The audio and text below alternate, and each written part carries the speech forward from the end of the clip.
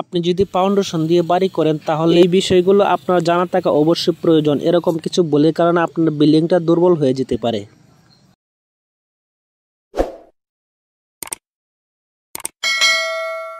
আসসালামু আলাইকুম সুপ্রিয় ভিউয়ার্স, দেশ ও দেশের বাহির থেকে যারা নিয়মিত আমার ভিডিওগুলো দেখেন, তামিম কনস্ট্রাকশন ইউটিউব চ্যানেল ও ফেসবুক পেজের পক্ষ থেকে সবাইকে আন্তরিক শুভেচ্ছা ও অভিনন্দন। সুপ্রিয় ভিউয়ার্স, আপনারা দেখতে পাচ্ছেন এটি আমার চলমান একটি প্রজেক্ট। এই বিল্ডিংটি 3 তলা ফাউন্ডেশন। তো এখানে কলম ঢালাই কাজ চলতেছে। কলম ঢালাইয়ের সময় 3টা অপশন খুবই গুরুত্বপূর্ণ। এক নাম্বার হলো কলম ঢালাইয়ের যে ফর্মাগুলো তৈরি করা হয়, তারপরে হচ্ছে কলম ঢালাইয়ের যে রেশিও এবং রোটের লিপিং, এই 3টা জিনিস কিন্তু খুবই গুরুত্বপূর্ণ। এখানে কলম ঢালাইয়ের ক্ষেত্রে সর্বপ্রথম অনেকেই যে ভুলটা করে থাকেন, আমাদের এখানে এই কলমগুলো দেখতে পাচ্ছেন, আমরা সর্বপ্রথম বিটা লেভেল থেকে 5.5 ফিট করে আমরা ঢালাই করেছি।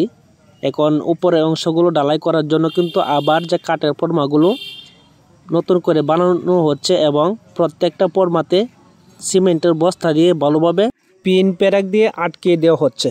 কারণ কলম ঢালাইয়ের সময় যদি এখানে একটু লিকেজ থাকে তাহলে কলমের যে ঢালাই হবে, ঢালাইয়ের যে রেশিওটা, এই রেশিওটা বেরিয়ে যদি যায় তাহলে কলমটা একদম দুর্বল হয়ে যাবে।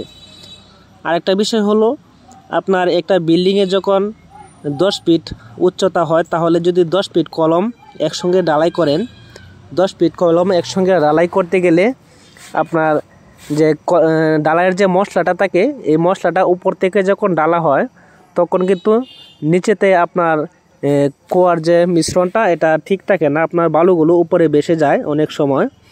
সেজন্য আপনার ফাউন্ডেশনের বিল্ডিংয়ে প্রত্যেকটি কলম 2 বারে ঢালাই দিতে হবে।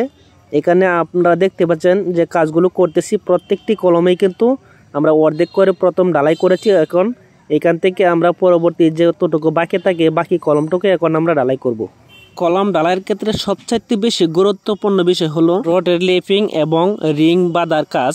তো এখানে প্রত্যেকটি কলমের রডের লিপিংয়ের জন্য কিন্তু নির্দিষ্ট পরিমাণ একটা জায়গা আছে, যেরকম L/4 এর যে অংশ, এটার মাঝখানে কিন্তু এটার লিপিং হতে হবে এবং এটার 16 মিলি রড যদি হয়ে থাকে তো মিনিমাম 24 ইঞ্চি, তার থেকে যদি আরও 2 ইঞ্চি বেশি হয় তাহলে কোনো সমস্যা নেই। আর রিং বাঁধার সময় প্রত্যেকটি কলমের উপর এবং নিচের অংশ রিংগুলো L/4 যে সেকশনটা আছে এই অনুযায়ী বাঁধতে হবে। তো এখানে কলমের সাইজ অনুযায়ী 4.5 অথবা 5 ইঞ্চি, আর মাঝখানের জায়গা 6 থেকে 7 ইঞ্চির মতো হয়ে থাকে। সবশেষে ঢালাইয়ের অনুপাতটা ঠিক রেখে ঢালাই করলে আপনার বিল্ডিংটা 100 বছরের গ্যারেন্টি আপনি নিজে দিতে পারবেন। যেরকম প্রত্যেকটি কলম ঢালাইয়ের ক্ষেত্রে 1 ব্যাগ সিমেন্টের সাথে 1.5 ব্যাগ বালি এবং 3 ব্যাগ খোয়া, মানে 1, 1.5, 3 এই অনুপাতে কলম ঢালাই করবেন।